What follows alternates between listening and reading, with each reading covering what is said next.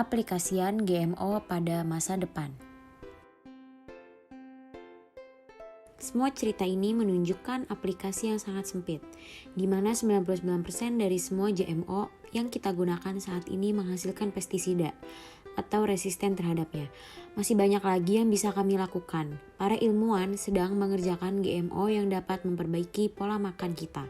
Tumbuhan yang menghasilkan nutrisi lebih banyak atau berbeda, seperti buah dengan kadar antioksidan lebih tinggi, membantu melawan penyakit atau nasi dengan tambahan vitamin. Dalam skala yang lebih besar, kami mencoba merekayasa tanaman yang lebih tahan terhadap perubahan iklim. Tanaman yang dapat lebih beradaptasi dengan cuaca yang tidak menentu dan kondisi tanah yang buruk. Membuat tanaman tersebut tahan terhadap kekeringan atau banjir. GMO juga tidak hanya dapat mengurangi dampak pertanian terhadap lingkungan, tetapi juga secara aktif membantu melindungi. Para ilmuwan sedang mengerjakan tanaman yang dapat menarik nitrogen dari udara, seperti mikroba. Nitrogen adalah pupuk yang umum, tetapi penumpukannya mencemari air, tanah, dan mempercepat perubahan iklim. Tumbuhan yang mengumpulkan nitrogennya sendiri dapat mengatasi dua masalah sekaligus: penggunaan pupuk yang berlebihan di negara maju, serta kekurangan pupuk di negara berkembang. Kita bahkan dapat memodifikasi tanaman menjadi pengumpul karbon yang sangat efektif, seperti pohon kastanye yang berada di Amerika, untuk memitigasi dan membalikkan perubahan iklim. Dengan alat yang kita miliki saat ini, imajinasi kita adalah batasnya.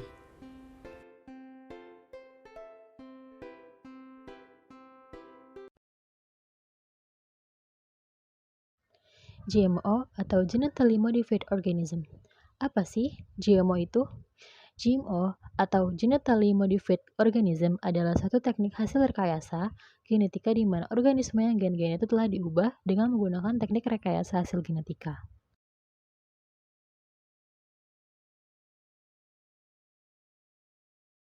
Teknik ini melibatkan transfer gen dari satu spesies ke spesies lainnya untuk menghasilkan organisme dengan sifat atau karakter yang baru atau telah dimodifikasi. GMO ini digunakan untuk membantu dalam bidang-bidang tertentu seperti bidang pertanian, bidang kedokteran, industri pangan, dan juga lingkungan. Namun, penggunaan GMO dalam setiap bidang harus memenuhi peraturan dan regulasi yang berlaku pada setiap negara masing-masing. Peraturan ini bertujuan untuk memastikan keamanan pangan, perlindungan lingkungan, dan juga kesejahteraan manusia dan hewan.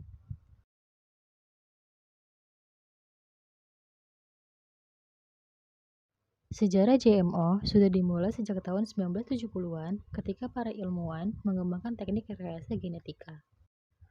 Tahun 1973 merupakan awal penemuan teknik rekayasa genetika. Pada tahun ini, dua orang ilmuwan bernama Herbert Boyer dan juga Stanley Cohen berhasil mengembangkan teknik rekayasa genetika yang dapat memungkinkan pemindahan fragmen DNA dari satu organisme ke organisme lain. Di tahun 1982, terbentuknya insulin rekombinan. Insulin manusia pertama yang diproduksi melalui rekombinasi genetik yang dikembangkan oleh ilmuwan genetik. Produksi insulin ini digunakan untuk menggantikan insulin hewan yang sebelumnya digunakan dalam pengobatan diabetes. Di tahun 1994, pangan GMO pertama yang disetujui.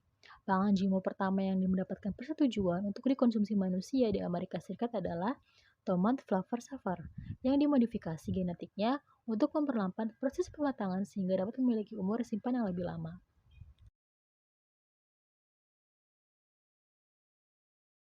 Di tahun 1996, tanaman GMO komersial. Varietas kedelai dan kapas yang tahan terhadap serangga menjadi tanaman pertanian GMO komersial yang pertama kali diperkenalkan di Amerika Serikat.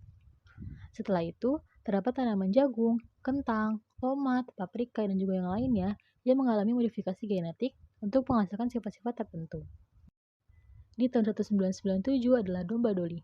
Hewan pertama yang dikloning dari sel-sel dewasa yang menggunakan teknik rekayasa genetika somatik adalah domba doli. Teknik ini berhasil diciptakan di Skotlandia.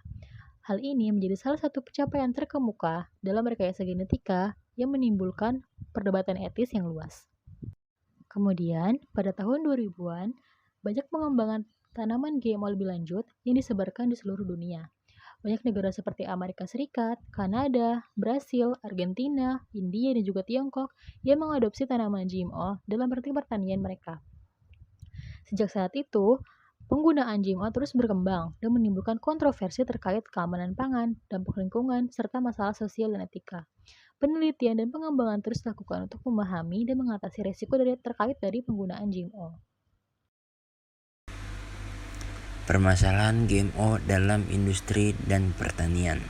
Penggunaan GMO dalam industri pertanian menimbulkan beberapa permasalahan, di antaranya keamanan pangan. Meskipun telah dilakukan penelitian dan pengujian terhadap keamanan pangan dan mengandung GMO, namun masih ada perdebatan tentang dampak jangka panjang dari konsumsi produk makanan yang mengandung GMO pada kesehatan manusia. Yang kedua, ada dampak lingkungan. Penggunaan GMO dapat berdampak negatif pada lingkungan, seperti mengurangi keanekaragaman hayati, menciptakan varietas tanaman yang resisten terhadap herbisida dan pestisida tertentu, sehingga meningkatkan penggunaan bahan kimia di pertanian dan mempengaruhi keseimbangan ekosistem.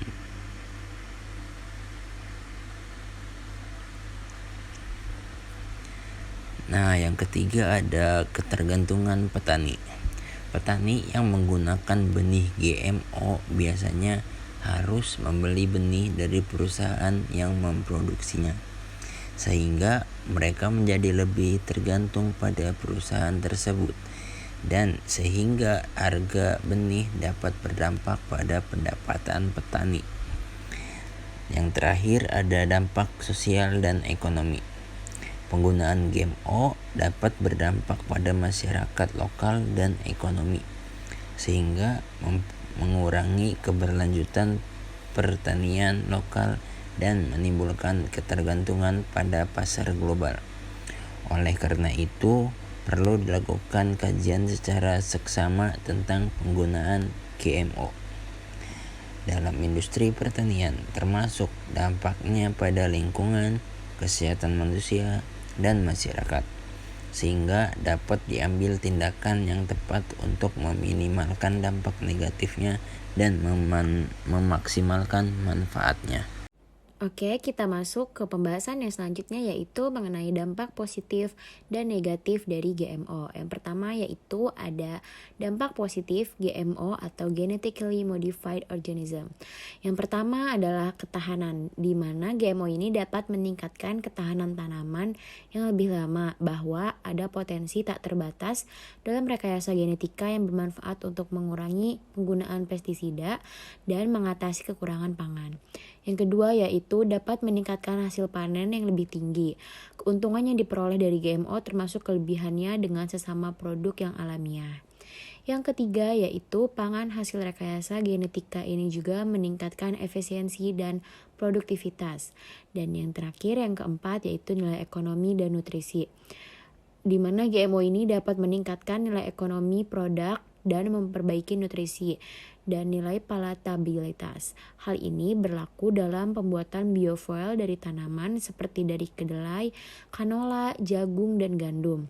Biofuel akan menghemat penggunaan bahan bakar fosil yang tidak dapat diperbarui dan dikhawatirkan akan segera habis. Yang selanjutnya yaitu mengenai dampak negatif GMO atau Genetically Modified Organism. Yang pertama yaitu mengenai ekosistem, di mana GMO ini dapat mengganggu keseimbangan ekologi yang ada. Proses pembuatan GMO atau bioteknologi dapat dimungkinkan terjadinya perubahan senyawa pada organisme yang bersangkutan, sehingga dapat menjadi toksin.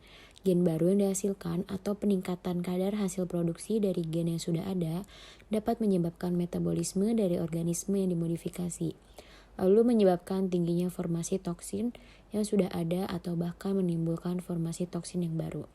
Yang kedua yaitu menyebabkan penyakit. GMO juga dapat menimbulkan alergen pada manusia dan makhluk hidup lainnya. Tiga yaitu gizi, di mana GMO ini dapat menjadi penyebab terjadi adanya perubahan nilai gizi pada pangan. Dan yang keempat yaitu keanekaragaman hayati, yaitu hilangnya keanekaragaman hayati, salah satunya melalui proses polusi gen. Dampak negatif lainnya dari GMO yaitu pada lingkungan dan kesehatan, yang pada dasarnya masih terdapat pro dan kontra. Sebagian pihak masih meragukan tentang keamanan dari produk GMO. Namun di sisi lain beberapa pihak menyangkal dan berpendapat bahwa produk GMO itu aman dan tidak ada bukti yang menyatakan bahwa GMO berbahaya bagi kehidupan manusia dan alam sekitarnya. Namun satu hal yang pasti bahwa adanya monopoli hak kekayaan intelektual pada produk-produk GMO telah membawa dampak negatif bagi masyarakat kecil, khususnya para petani kecil yang bekerja di lahan-lahan pertanian. Baik, selanjutnya ada penyelesaian dampak negatif dari GMO atau Genetically Modified Organism. Penggunaan produk rekayasa genetika atau GMO dapat menimbulkan kekhawatiran terhadap kemungkinan terjadinya mutasi tidak terduga pada objek dan dampak negatif pada lingkungan. Beberapa upaya yang dapat dilakukan yaitu terdapat beberapa upaya yang dapat dilakukan diantaranya. Yang pertama, ada uji coba lapangan yang cermat. Sebelum produk GMO digunakan secara luas, perlu dilakukan uji coba lapangan yang cermat untuk memastikan bahwa produk ini aman untuk lingkungan dan tidak berdampak negatif pada keanekaragaman hayati. Selanjutnya, ada pengembangan regulasi yang ketat. Pengembangan dan lembaga regulator harus mengembangkan regulasi yang ketat dan terus-menerus memantau penggunaan produk GMO. Karena regulasi ini harus mencakup semua aspek penggunaan produk GMO, mulai dari produksi hingga penggunaan. Lalu ada penggunaan teknologi pengendalian yang tepat. Produk GMO harus digunakan dengan teknologi pengendalian yang tepat dan di bawah pengawasan yang ketat. Hal ini dapat membantu memastikan bahwa penggunaan produk GMO tidak menimbulkan dampak negatif pada lingkungan. Selanjutnya, perlu dilakukan penelitian lebih lanjut. Perlunya dilakukan penelitian lebih lanjut ini yaitu tujuannya untuk memahami dampak penggunaan produk GMO pada lingkungan dan kesehatan manusia. Penelitian ini dapat membantu mengidentifikasi dan mengembangkan solusi untuk mengatasi risiko yang timbul. Selanjutnya, ada peningkatan kesadaran publik. Peningkatan kesadaran publik ini dilakukan untuk mengetahui manfaat dan resiko penggunaan produk GMO dan dapat mengurangi ketakutan dan meningkatkan penggunaan produk GMO yang bertanggung jawab dan berkelanjutan. Nah, selanjutnya ada pengembangan teknologi pengganti. Pengembangan teknologi pengganti seperti teknologi pengendalian hama dan penyakit yang lebih aman dan efektif dapat membantu mengurangi penggunaan produk GMO.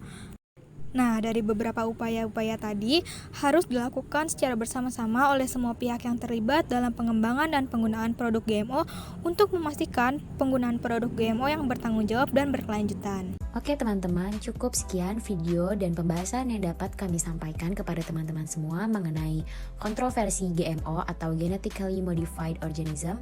Semoga dapat bermanfaat dan dapat dipelajari seterusnya oleh teman-teman. Jika ada kekurangan, mohon dimaafkan. Kurang lebihnya mohon maaf. Wassalamualaikum warahmatullahi wabarakatuh. Bye bye, see you in the next videos.